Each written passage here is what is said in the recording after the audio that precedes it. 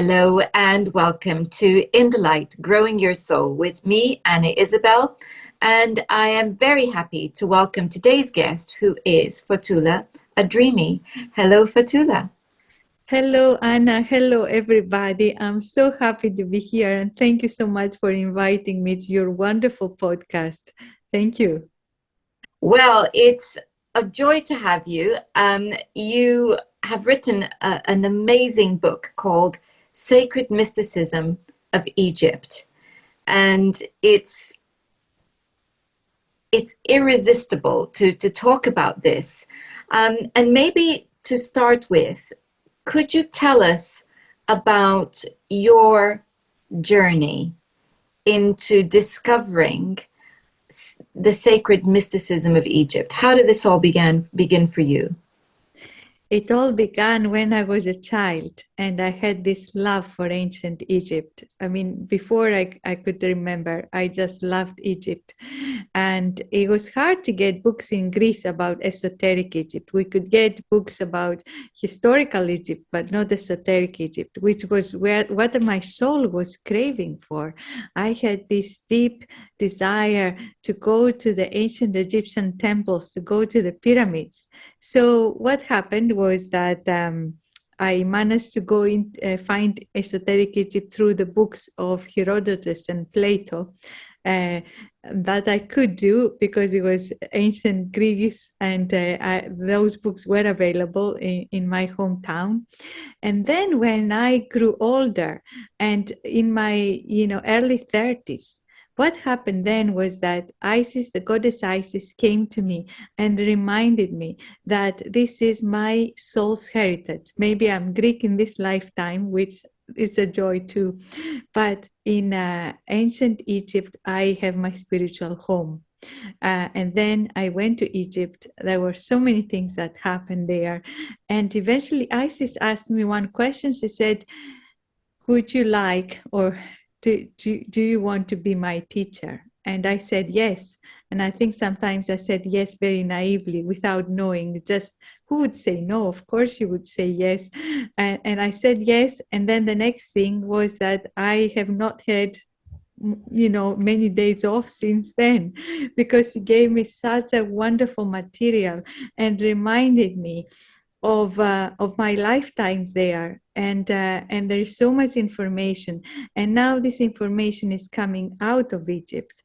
We are finding out that Egypt is maybe much older than we thought, and some of the synchronicities and some of the things that she said, now people write about, and I thought, well, this is what Isis said. This is what she reminded me. This is what I remember through my past lives.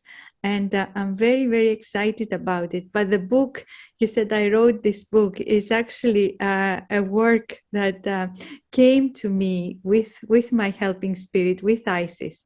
And so the book is a collaboration between us. And there are memories, there are other stories, there are people's stories who came to me through going on pilgrimage with them, and people having experiences and giving me permission to put in the material of how can we integrate the energy and the work that is there for us to do. So the book is a collaboration, it's a transmission of light, and it's fascinating for me to read as well, because the human self is sometimes I read this book and I'm thinking, oh, this is really interesting, this is good, and then you think, but you are the author. But when I write it, I mean, kind of a more connected space, more of an altered space.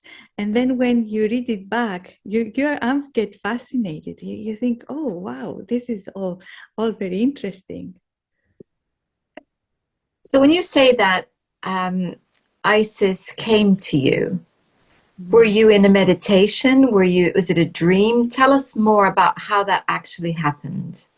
that time actually she came to me in a meditation. And what happened was I used to have a healing group in my home, and we all used to practice this system, you know, me and friends. We had people who we knew of people who needed help through distant healing, so we all brought some people together. They didn't come into the flight, it was just distant healing, and we asked permission from the spirits. Of course, we had permission from them already, but from our higher self as well, if we could do this healing. And everybody was getting, yes, yes, I can do it, yes. And I was getting no all evening. I was not working, just holding the space. And at some point, as I was holding the space, I feel this presence. And when I felt the ice is coming, I felt this joy. I felt like this light, this joy, or just like elevating in this beautiful joy. And then she comes and she says very strongly, very direct, I am Iset, the divine mother of all. Do you wish to be my teacher? And for in the material plane. And I'm just standing there, and I said yes. And then she said, take your notebook and write down what's coming through. And she started showing me different symbols that I tried my best to write down. And then after that, it was going to sacred sites. I went to Greece, to Knossos, which is a very important temple site in Crete. And there I received a teaching, the start of a teaching called the 7 Gates of Awareness. And then she took me to Egypt, and she takes me to a place in the Karnak temple where we can see these 7 gates. And they don't have to do with the chakras. People ask me that, so I'll just mention that. It has to do with energy fields of divine frequencies that are opening up, portals opening up all the way to our divine self. So this big teaching, each gate has sub-gates and different things, and is he said is the path to ascension, to remembering again that we are this enlightened spirit and becoming it while we're living in a body. So she also calls it the living light, meaning that you are living, but you are the light. So the gates that you talk about, are they gates within us? Are they gates in different places? Because you talked about it being ways of ascending to different frequencies. So are these within us, these gates? Yes, what she says these gates are within us, and they are also within the heart of creation.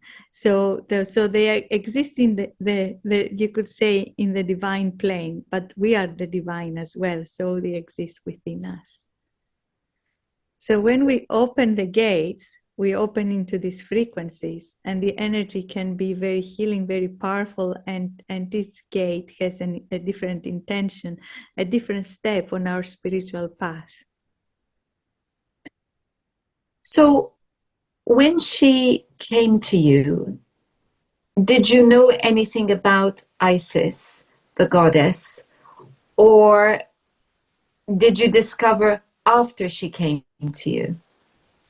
Yes, I did. I did know her when I was a child again.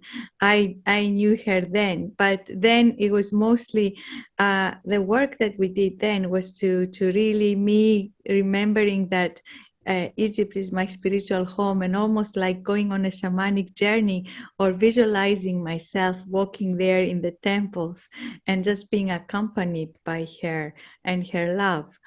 And her energy. But then that was the child. Then there was this big gap.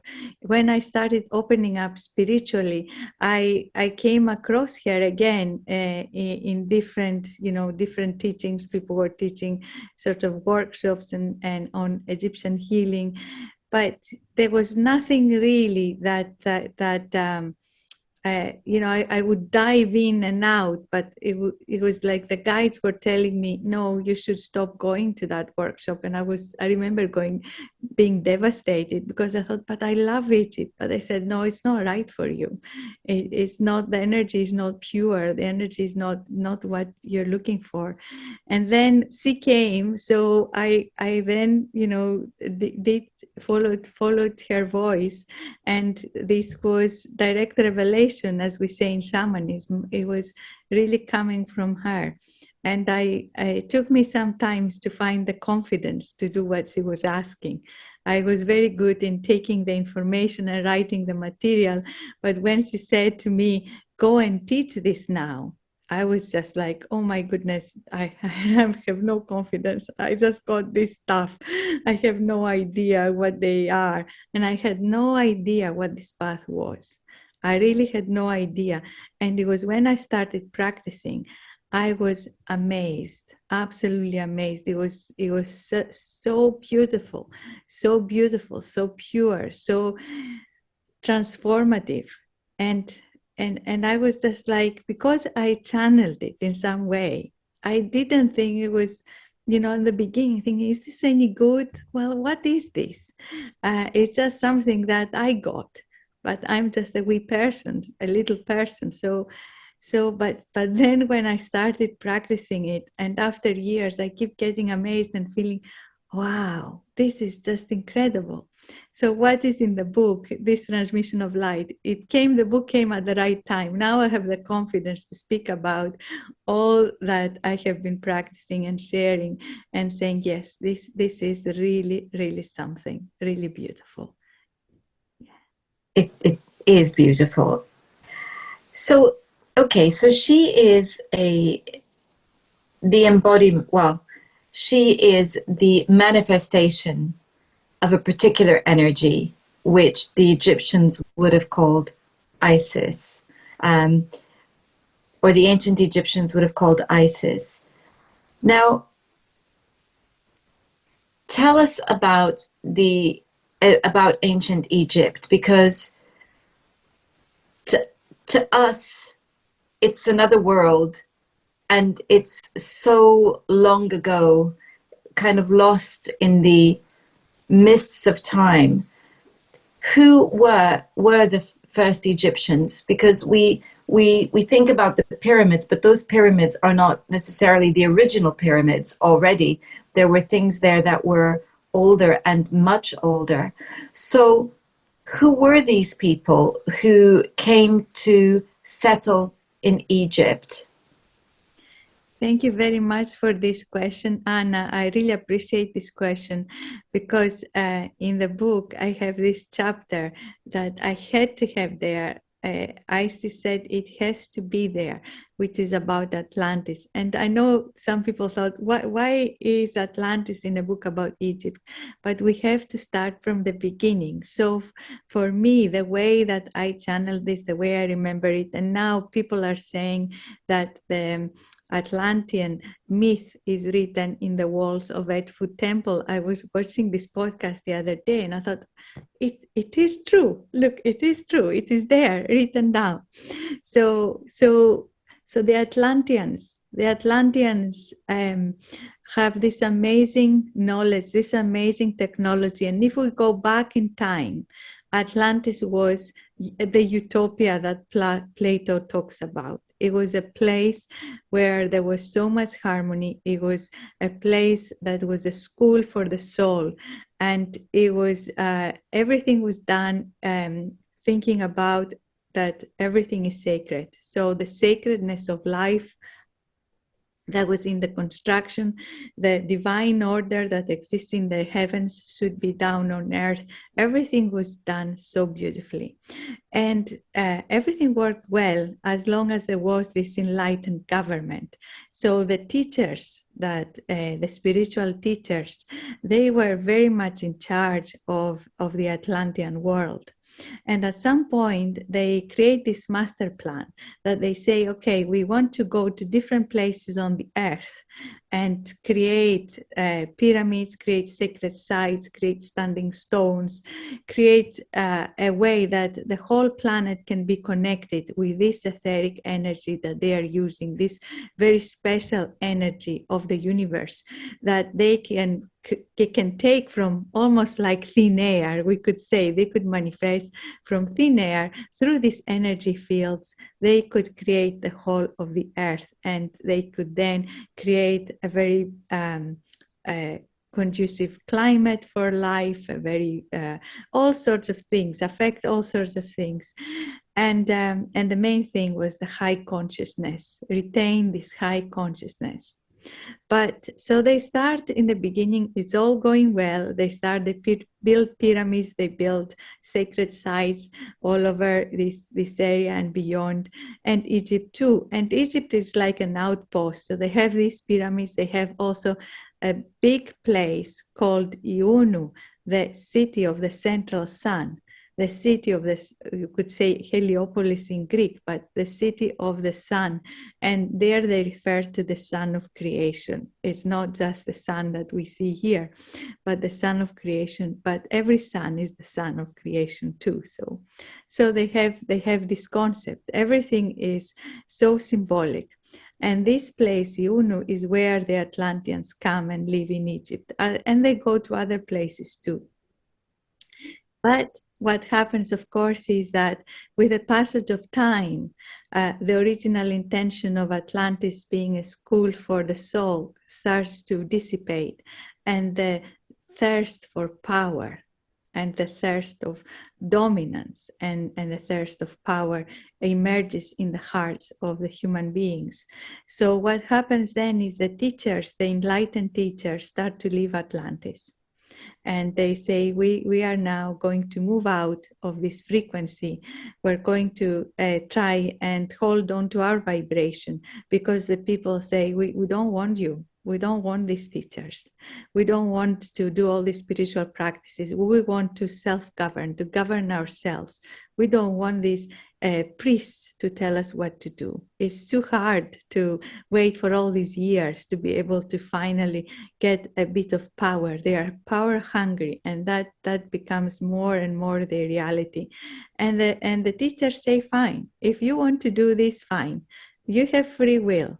But they allow these people who are like children almost to hand them technologies that are very, very powerful. And these then Atlanteans start to destroy the world. And the ancient Egyptians describe this in the pyramid texts. They say that people lost every respect for the sacredness of life, the sacred in general. And they thought that we are all powerful. We don't need anybody else. We are the masters of the earth and the masters of the universe. And if anybody tries to say differently, we're just going to overcome them. We're going to dominate. We're going to take over that world. And that leads to their destruction, because Sekhmet, the destroyer, the power of destruction that says, no, you're not going to destroy the earth. You're destroying everything. I will come and annihilate you and clean the slate and start again. So the Atlanteans, some of them survive the fall, survive the great flood. And some of them come to Egypt. And I remember that. I remember I had a past life, one of my past lives. I remember that is in the book, that I find myself coming back, leaving Atlantis, being saved from the flood, and then coming back, and I come into the Nile through this vehicle that was also airborne, and then it could also be on water, and then I find myself just sailing down the Nile and arriving at the pyramids. And then I know, now we have to do the work. Now we have to start again. Now we have to rebuild what was lost, and we have to safeguard this path of ascension, these sacred teachings. And how can we do that for the future generations? Because we lost so much because of the ego and the corruption. So we have to try and safeguard what is left. Well, there's several questions coming into mind, and I guess my first one was, well, who were they? Who were the Atlanteans? Being such evolved souls, who were they? Were they always here? Were they Earth? Were they Earth beings? Were they from somewhere else? Who actually were they?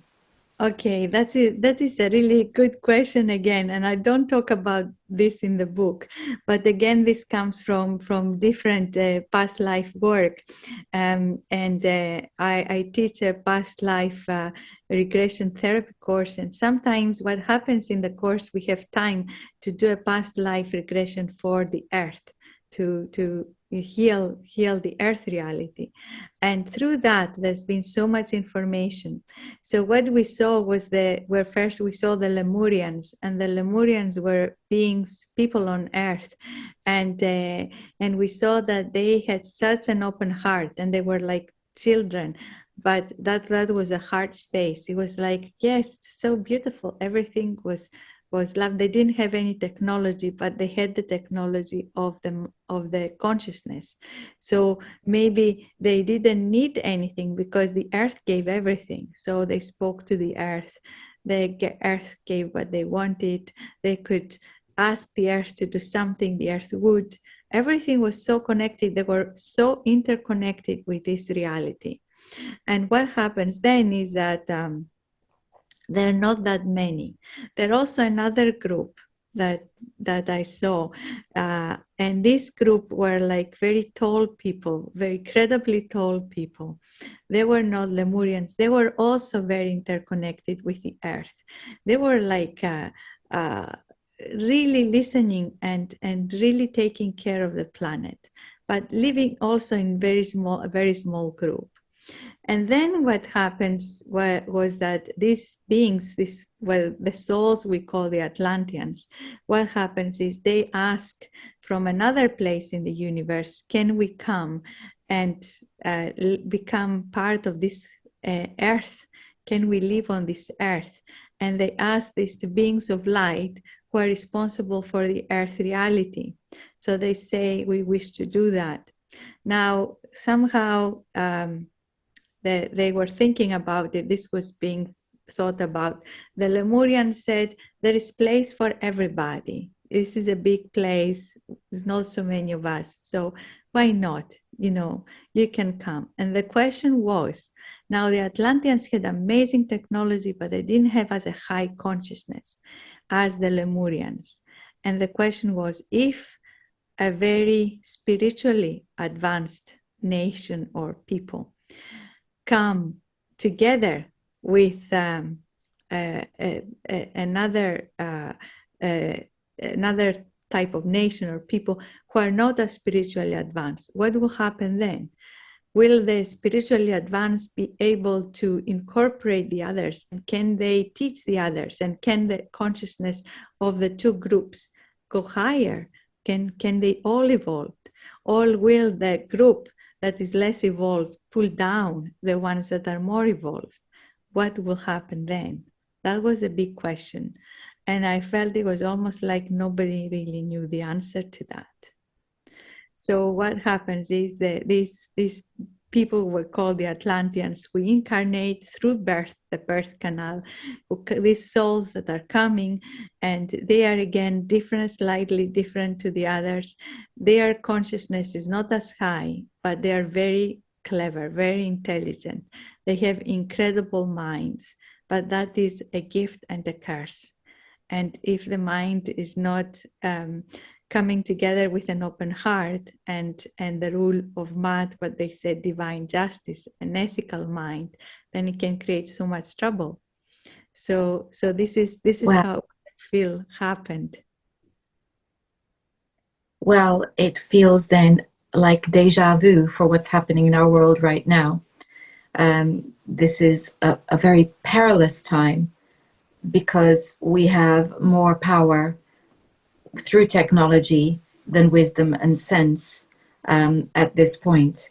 And it's hopefully enough of us are awake enough to make a difference, but time will tell.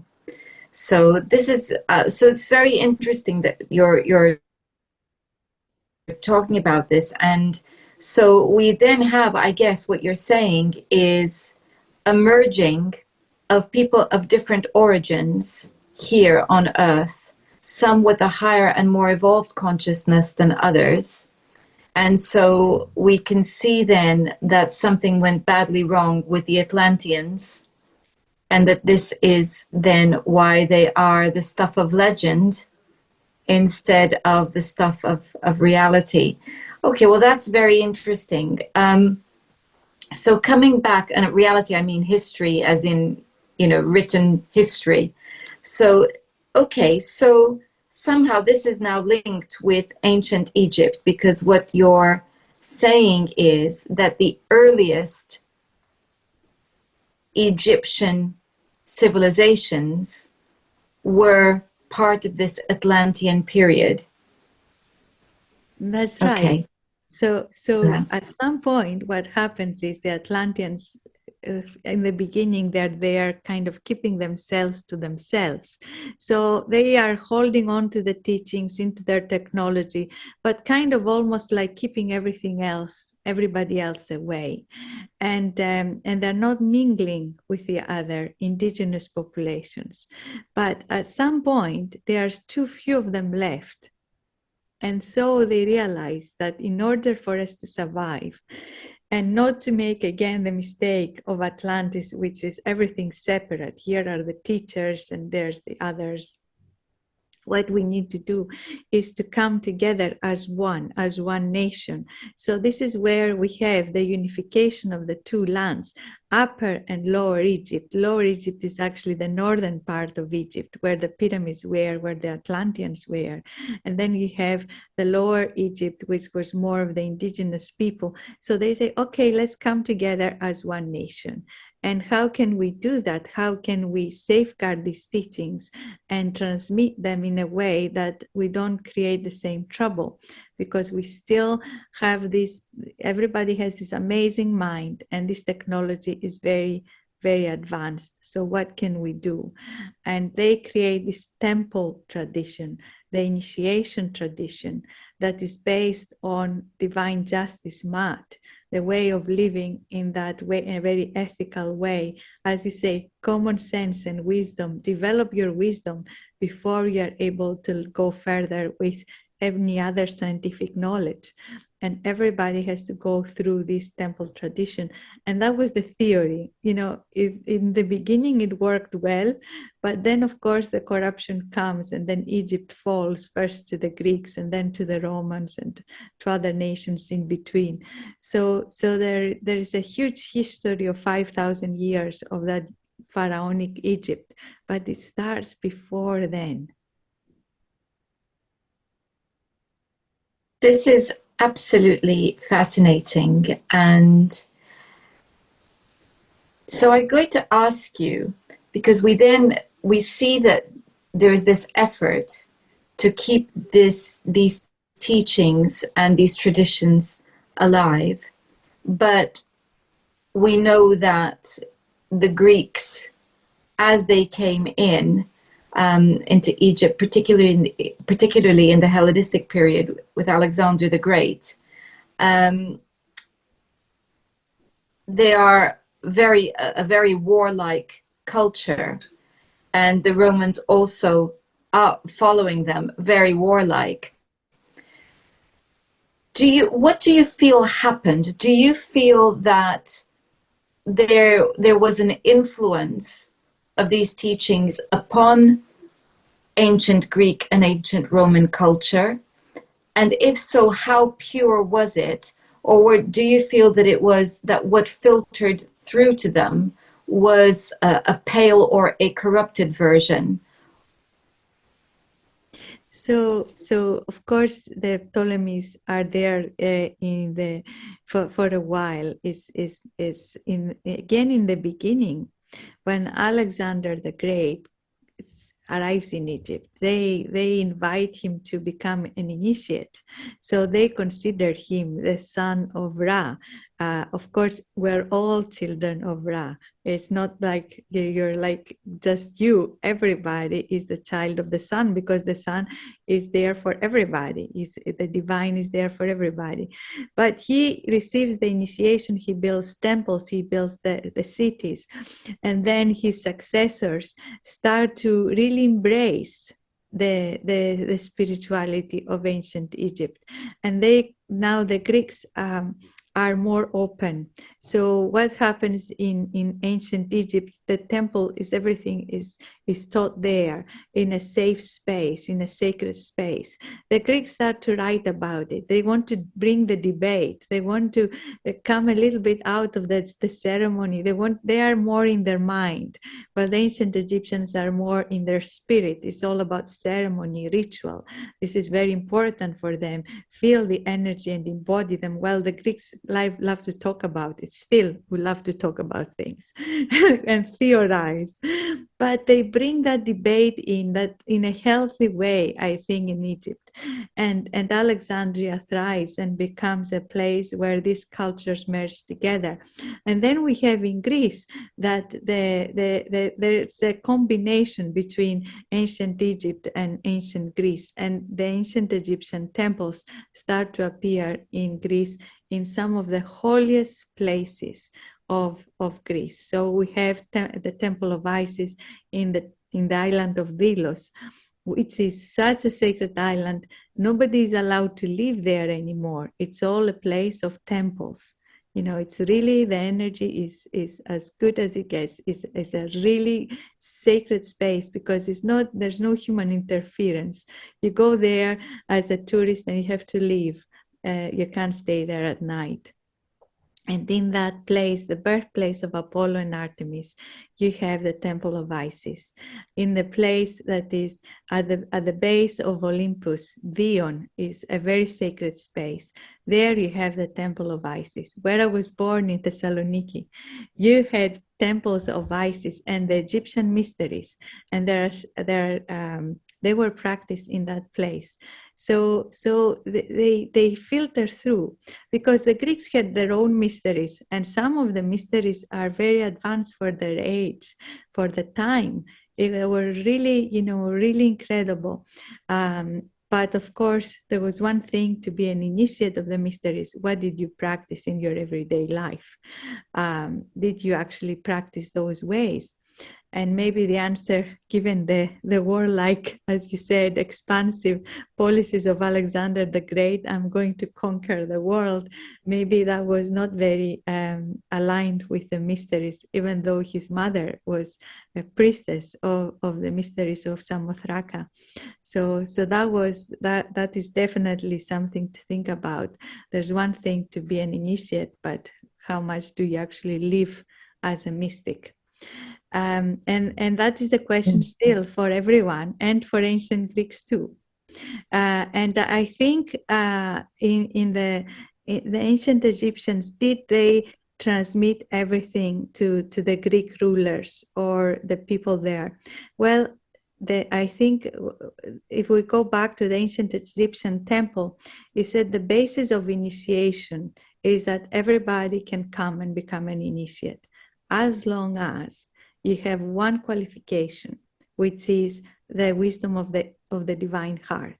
If you are in your heart, if your heart is lighter, or as light as the feather of mud, the feather of divine justice and divine order, if the scales are balanced, then welcome, you can be invited as an initiate.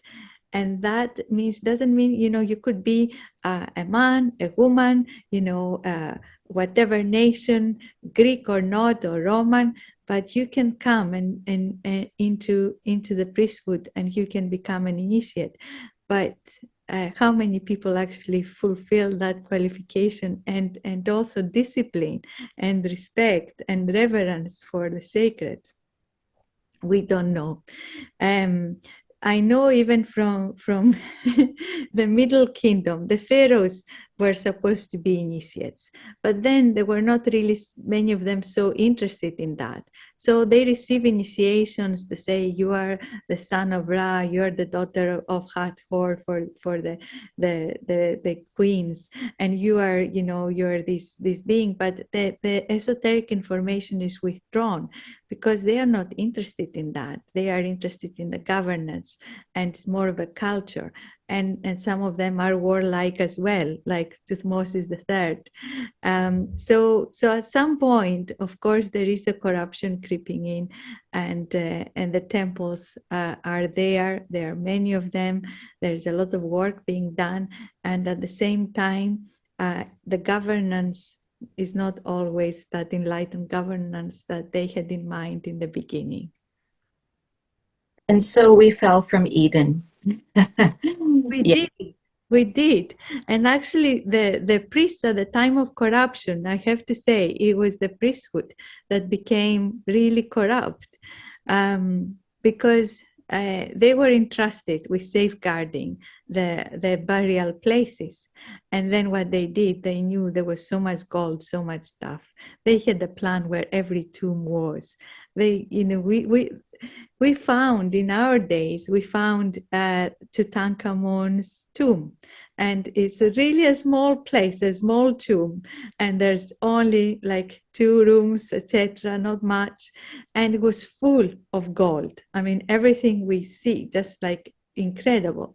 Now, there were pharaohs there that had so many more rooms, 15 rooms, 19 rooms, and they are empty. Can we just imagine what was there? And Indeed. yeah, and the priest said, we'll just do a renovation project, and they just went in and took the gold out. Yeah. So let's fast forward to the present. Yeah. Okay.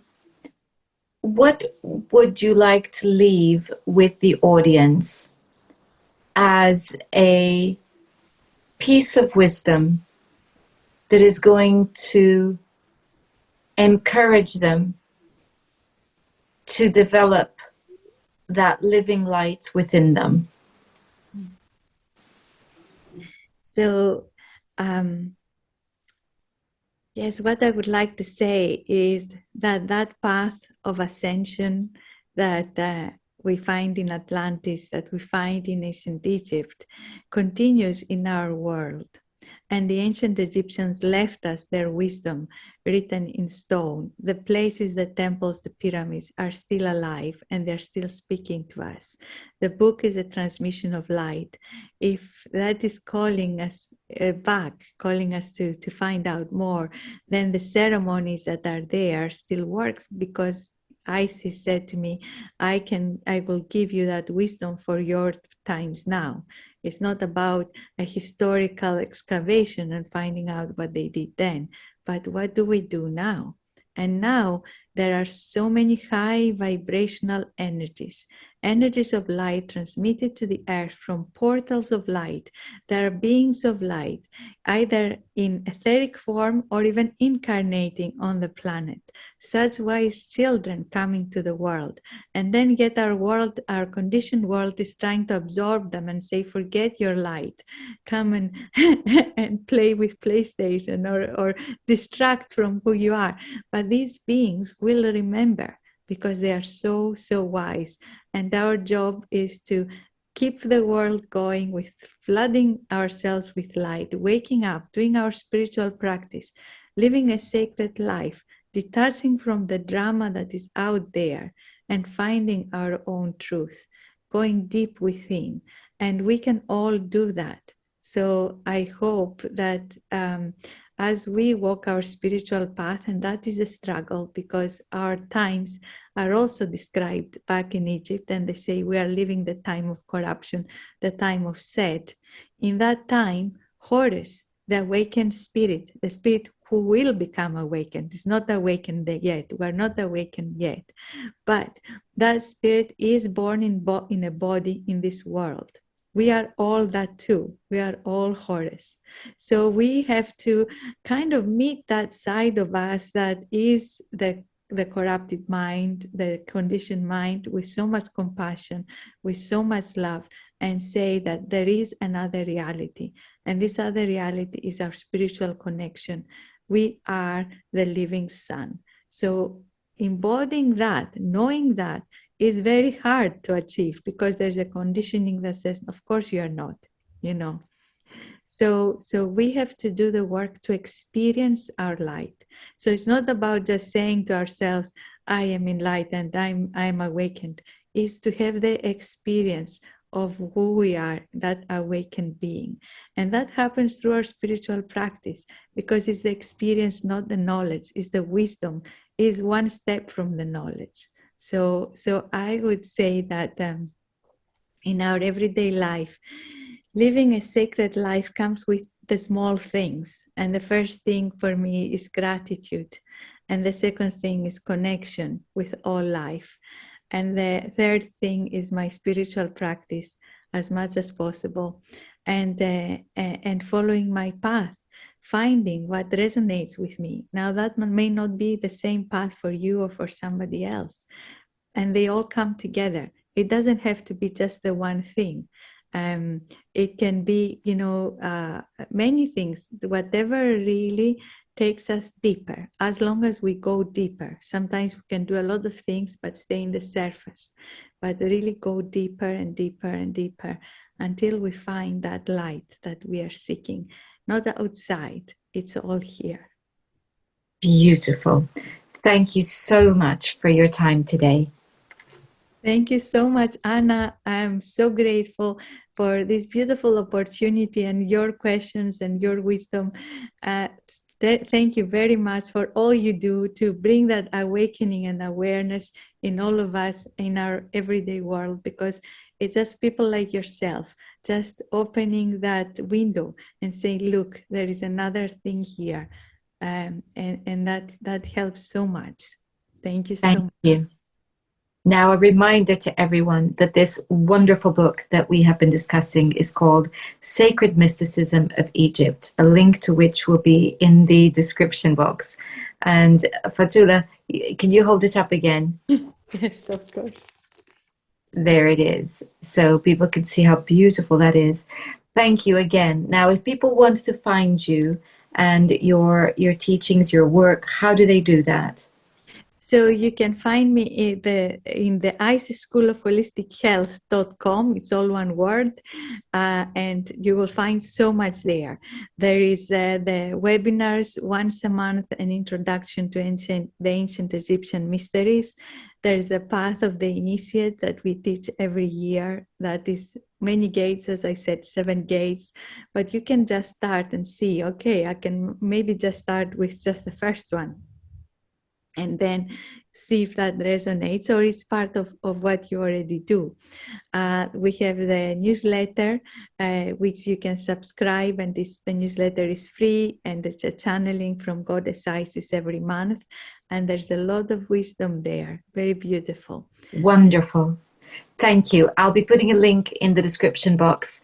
And so in the description box, you will also find links to my own websites with information about my newsletter and also the astrology classes that I am holding and other aspects of my work. So thank you all for watching, and until next time, goodbye. Goodbye. Thank you so much. Thank you.